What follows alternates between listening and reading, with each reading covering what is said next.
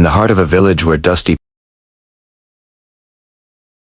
and the horizon stretched endlessly in golden fields, lived a man named Dev. Was a farmer, just as his father and grandfather had been. His life was tied to the soil, his hands rough, his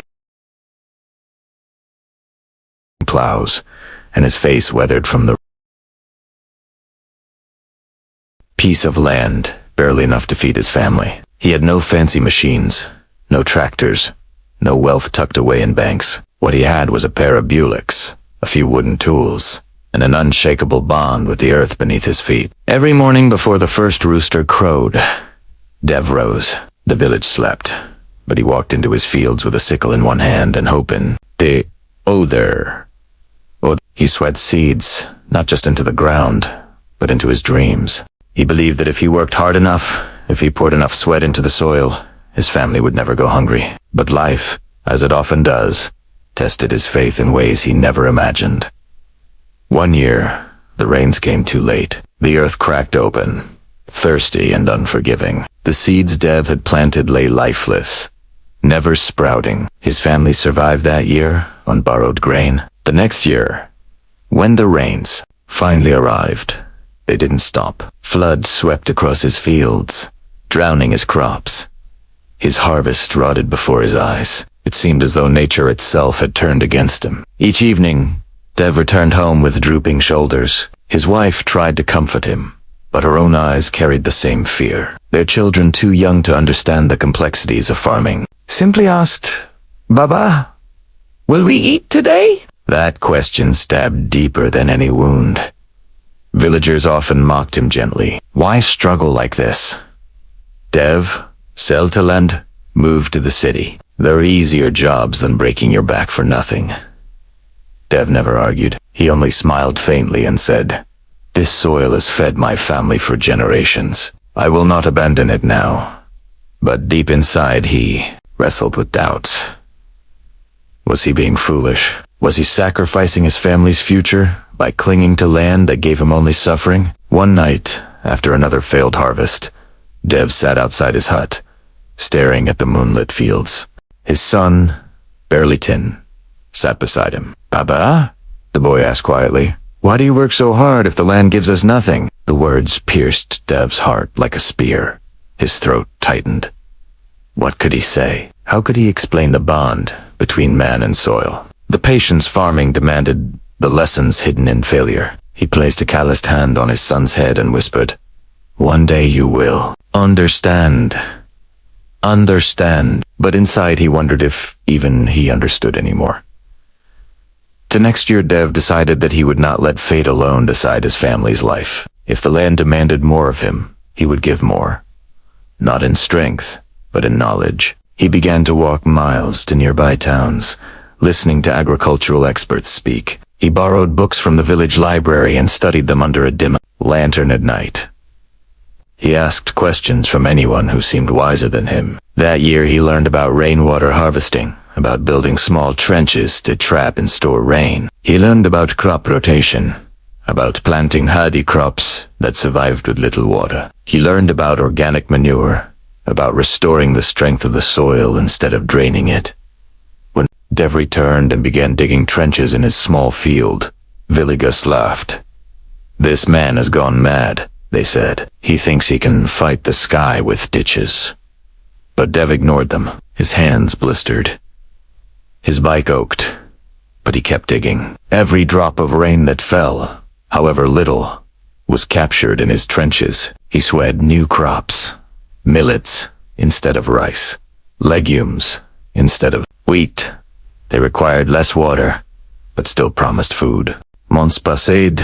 The rains were weak that year again. Most fields in the village lay barren and dry. Farmers sat with their heads in their hands, wondering how to survive. But when people passed Dev's field, they stopped. Green shoots stretched upward from his soil. His crops were alive. The same neighbors who once laughed now whispered in disbelief. Some even asked, "How did you do this?" Dev, he didn't boast. He simply smiled and said, "I stored the rain that came. I learned to give the soil what it needed, not what I wanted." That harvest was not abundant, but it was enough. Enough to feed his family without debt, enough to send his children to school without begging, enough to remind him that hope was not dead. Encouraged by his small victory, Dev kept experimenting. Each year, he improved his methods. He built small check dams with the help of friends. He planted trees around his fields to protect them from the wind and to preserve moisture. He used natural compost instead of expensive chemical fertilizers. Slowly, his land transformed. His fields, once lifeless, now flourished. Grains swayed in the wind. Vegetables grew fresh and healthy. His bullocks were strong again. His granary no longer empty. But Dev's success wasn't his alone. He began teaching others what he had learned. He gathered farmers under a banyan tree and shared his methods.